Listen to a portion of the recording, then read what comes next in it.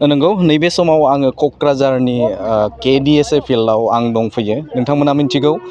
9 अक्ट'बरनिफ्राय 23 अक्ट'बरसिम थामहिनबा दिनै 20 अक्ट'बर आरो बेनिनो ISPL द गेम बिटिआर सोरखारनि बानजायनायाव बे बानजायनाय हाबाफारिया सोलिगासिनो आरो दिनै जिहेतु गिबि खेबनि थाखाय सेमि फाइनाल मेच थामहिनबा दिनै जागायगोन आरो बेनिनो नैबे KDSA फिल्डआव गोबां प्रिपारेसन बे जागासिनो आरो नैबे समाव आङो बे जायगानि थामहिनबा KDSA फिल्डनिनो बानजाय आफाद बे बानजाय आफाद बिथांमोनजों आङो सावरायगोन आरो बिथांमोननिफ्राय माबायदि प्रिपारेसन बे जागासिनो बिथांमोननिफ्राय मोनथिना लागोन। आं गिबियावनो नैबे समाव आङो मोनथिनो थाखाय हास्थायगोन नैबे समाव मा बुंगोन नोंथांमोना जिहेतु ISPL नि जे खुंफुंनाय बे खुंफुंनाया दिनै फार्स्ट टार्मनि गिबि नैबे सेमि फाइनाला जागोन दा माबायदि साखाफारा जानानै दं? আচ্ছা আমার তো কোকরাঝার যেহেতু কোকরাঝার ডিস্ট্রিক্ট স্পোর্টসৰ প্লেগ্ৰাউণ্ড যেহেতু এৰেঞ্জমেণ্ট কৰিছে বিটিআৰ গভৰ্ণমেণ্টে ধুনীয়া এৰেঞ্জমেণ্ট হৈছে ফিল্ডৰ পজিশ্যনো ভাল আমাৰ ইয়াৰ কোকৰাঝাৰৰ যে দৰ্শকবিলাক আছে ইমান ভাল ইমান শান্তিভাৱে খেল চাই আছে মই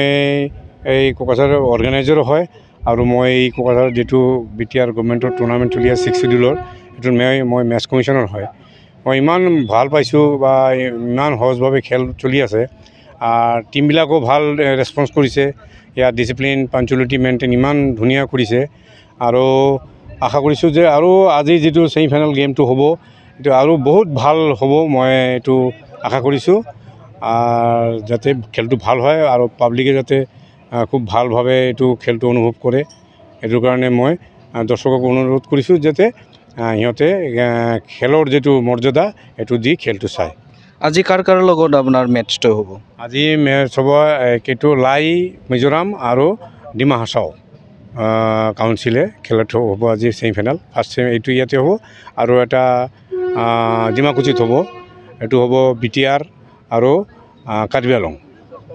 এইটো আপোনাৰ পাব্লিকৰ ৰেছপন্স কেনেকুৱা এনে কোকৰাঝাৰ এৰিয়াত যিমানখিনি ফুটবল প্ৰেমী আছে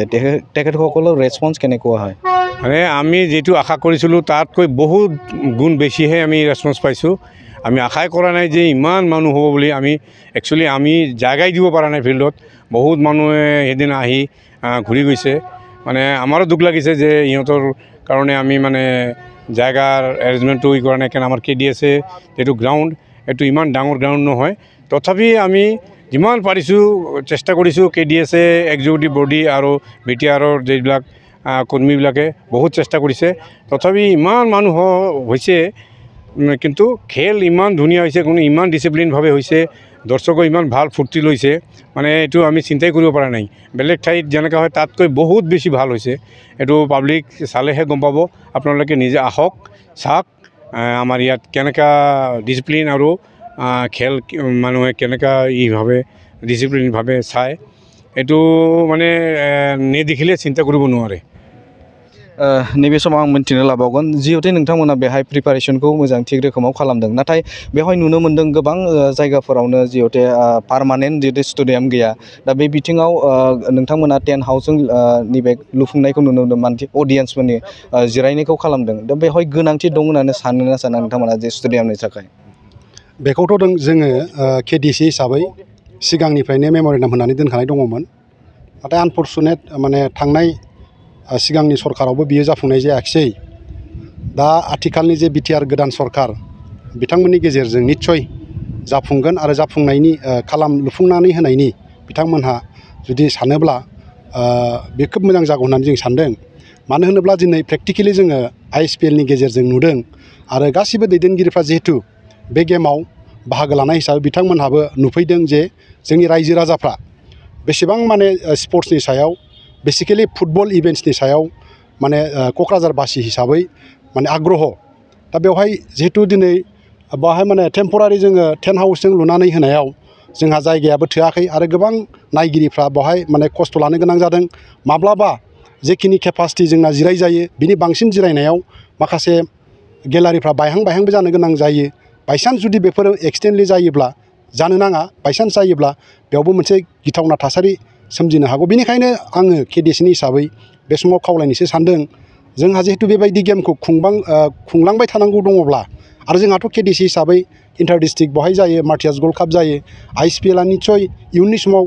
खुंलांबाय थानाय जायोब्ला जोंनो पार्मानेन्ट गेलारि गोनां स्टेडियाम क'क्राझारनिल' बाथ्रा नङा गुबुन गुबुन जिल्लायावबो जोङो बे समाव बे सुजुगाव जोङो लुफुंनानै लायोबा खुब मोजां जागौ होननानै आङो सानो आरो नंगौ नैबे समाव आरोबाव आं मोनथिना लागोन जे नोंथांमोननि जे बानजायनाय बे बानजायनायावनो नैबे ISPL आ खुंफुं जाबाय दा बेहाय माबायदि नोंथांमोना जाफुंसारनायखौ मोन्दांथिदों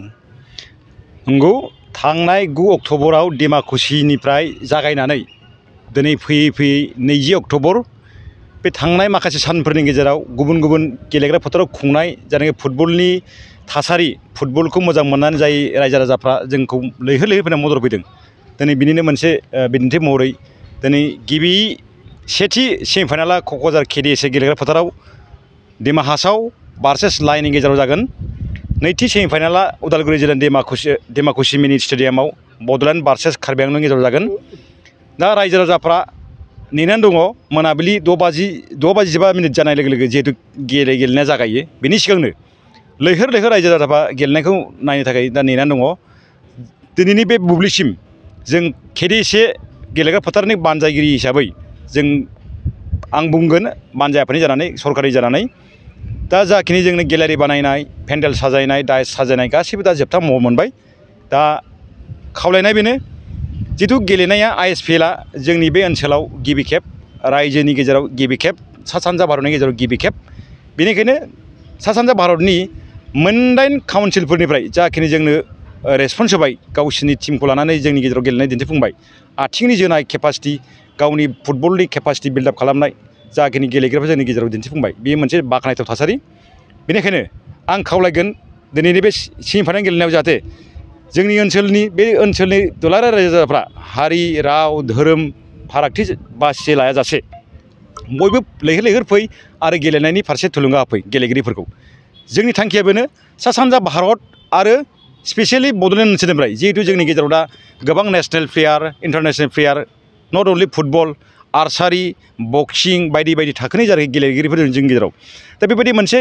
नेसनेल लेभेलनि जों गेलेनाय खुंनायनि गेजेरजों फैगौ समाव जोंनि जाखांफु सेंग्रा सिख्लाफ्रा जिखि आयदायाव गेलेया मानो जिखि आयदायाव थाङा मानो बिथांमोना जाहाथे थुलुंगाखां मोनो बेनि थाखाय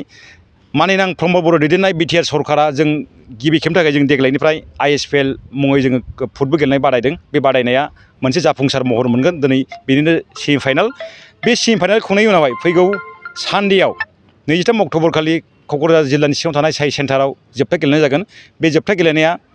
गिबियै दासिम जों खौरां मोननाय बायदिब्ला गिबि मन्त्रि मानिनां doctor Himanta Biswa Sarma all India football फेडारेसननि मानिनां आफादगिरि कल्यान चौबे बिथांमोना बाहागो लागोन बेफोर बाहागो लानाया जोंनि गेजेराव मोनसे गोजोन खौसेथि आरो गावजों गावनि गेजेराव अनलायनायनि मोनसे बिदिन्थि जों बेखौ खावलायगोन जाहाथे जोंनि बे ISPL खुंनाय हाबाफारिया रायजो राजाफोरनि गेजेराव मोनसे दोहौ लाबोथों गावजों गावनि गेजेराव अनलायनाय गावजों गाव गेलेनायनि मोनसे दोहौ जों बेखौ आसा खालामो फै बयबो बाहागो लाफै आरो सेमिफाइनाल गेलेनायनि मोनसे आमेजखौ नोंथांमोना बयबो खाथियाव फैनानै गावनि मेगनजों नायफै नैबे KDSA फिल्डआव बेसेबांजोन नैबे जोलुर नायगिरिफोरा बेवहाय जिरायनो थाखाय केपासिटि दं फ्राय जोंनि आसायाथ' सारिदिगे जोङो मोनथाम कर्नारजों जों टेम्परारि गेलारि दङ आरो जोंहा पार्मानेन्ट गेलारि दं सोनाब फारसे बेखौ नायोब्ला जोंनि एस्टिमेटआ फ्राय 10,000नि बारा जों केपासिटि जिरायहोनाय दङ केपासिटिया दा बिनि अनगायैबो गोबां रायजो राजाफ्रा मालाबा समाव बिनि एस्टिमेटनि बारायै बाहागो लाफैयो जों खिन्थु रायजो राजाफोर जों थोजासे जों जिरायनायनि जों खाबु होनो हायाखै जों बिनि थाखाय बानजायगिरि आरो BTR सरकारा जेब्लाबो निमाहा बियो नोंथांमोना गावनि जायगायाव मोनाखैब्लाबो जाहाथे खाथियाव थानानै गसंनानै नायनायनि जों खाबु होनो हायो जों बिनि थाखाय जों दा जों प्रिपेयार खालामदों दा टेम्परारि गेलारि हिसाबै जोंहा थोजासे नङाब्लाबो जों जा हायो 10,000निबो बारा जोङो रायजो राजाफोरनि थाखाय जों खाबु खालामदों फै बयबो बाहागो लाफै आरो गेलेनायनि मोनसे थुलुंगानाय थासारि लाबोनो थाखाय बयबो मदद हो दिनै सोरबाफोर दैदेनगिरि बाहागो लागोन नामा बेवहाय जोंहा जोंनि एजेन्डा बायदियै जिहेतु जोंहा रेगुलार जागासिनो दङ रुटिन चेक बायदियै बेवहाय जाय MLA जाय जोंनि ओनसोलनि प्रमिनेन्ट फुटबलारफोर जाय जोंनि दैदेनगिरिफोर बिथांमोना गेलेनायखौ नायनो फैयो बिथांमोना बेबायदि जोंहा शिडिउल बायदि जोंहा थिखानाय आलासि गैया एबा VIP गैया खिन्थु जाय बिथांमोना जोंनि गेजेराव फैनानै खेलाखौ नायनो फैयो जों बिथांमोनखौ सनमान होयो आरो बिथांमोनखौ जों बिथांमोननि गेजेरजों जोंनि हाबाफोरखौ जों मावफुङो गुबैयै जोंहा बे दैलि जानाखि जोंनि शिडिउल फुटबल गेलेनाय कम्पिटिसन बे फुटबल गेलेनाय कम्पिटिसनखौ बयबो मदद होनो थाखाय बयबो आवगायबो आरो दावगाबो नंगौ बे समाव नैबे KDSA जे गेलेग्रा फोथार आरो बेनिनो बानजाय आफाद बे बानजाय आफादा रोखायै बुंदों जे बेवहाय गासै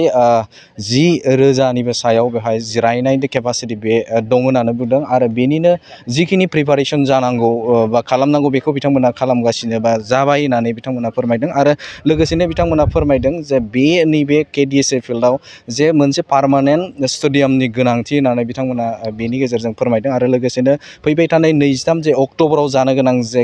ISPL नि जे फाइनाल मेट्च आरो बेनि थाखायबो मोजां प्रिपारेसन बेबो जागासिनो दं होननानै बिथांमोना फोरमायदों आरो नोंथांमोननो नैबे समाव क'क्राझार KDSA फिल्डनिफ्राय आं राकेश रामसियारि गोजोन्थों। जोलुर मोजां मोनग्राफोरनि थाखाय गोजोनथाव खौरां गिबि खेबनि थाखाय बिटिआर हालामाव 7थि खेब ISPL आ खुंफुं जागोन। बिटिआर ओनसोलाव लाइमोनफोरखौ जोलुरनि फारसे गोसो बोहोनाय जोलुरखौ जौगाहोनायनि थांखिजों बिटिआर सरकारा बे बादायलायनायखौ खुंफुंनो थिरांथा लादों। सा सानजा भारतनि 6 सिडुल ओनसोलाव थानाय मोनजि गेलेग्रा हानजाफोरनि गेजेराव बे बादायलायनाया जागोन। बादायलायनाया फैगौ 9 अक्ट'बरनिफ्राय जागायनानै 23 अक्ट'बरसिम सोलिगोन। अदालगुरिनि डिमाकुसि स्टेडियामनिफ्राय बादायलायनायखौ जागायजेनगोन। बेबायदिनो बे जोलुर बादायलायनाया बिटिआरनि मोनब्रै जिल्लायाव खुंफुं जागोन आरो जोबथा बादायलायनाया क'क्राझार जिल्लानि सिङाव थानाय थिथागुरिनि साइसाक सेन्टाराव खुंफुं जागोन। बादायलायनायाव देरहासार जानाया ट्रफिजों लोगोसे 3 लाख रां, सेथि रानार्स आपआ ट्रफिजों लोगोसे 2 लाख रां आरो थामथि रानार्स आपआ ट्रफिजों लोगोसे 1 लाख रां मोनफुंनो हागोन। बादायलायनायाव 6 सिडुल ओनसोलाव थानाय मोनजि काउन्सिलफोरनिफ्राय बाहागो लाफैगोन। फारि बायदियै Tripura tribal areas autonomous council, Khasi hills district autonomous council, Jaintia hill district autonomous council, Garo hills district autonomous council, Lai autonomous council, Mara autonomous district council, Chakma district autonomous council, Karbi Anglong autonomous council, Dimasa Hasao autonomous council, Bodoland territorial region. बेखायनो सा सानजा भारतनि जोलुर गेलेनायखौ मोजां मोनगिरि रायजो राजाफ्रा थिखानाय खालार आरो जायगायाव लैहोर लैहोर फैनानै जोलुर गेलेनाय रंजाथायखौ लाफैनो हागोन।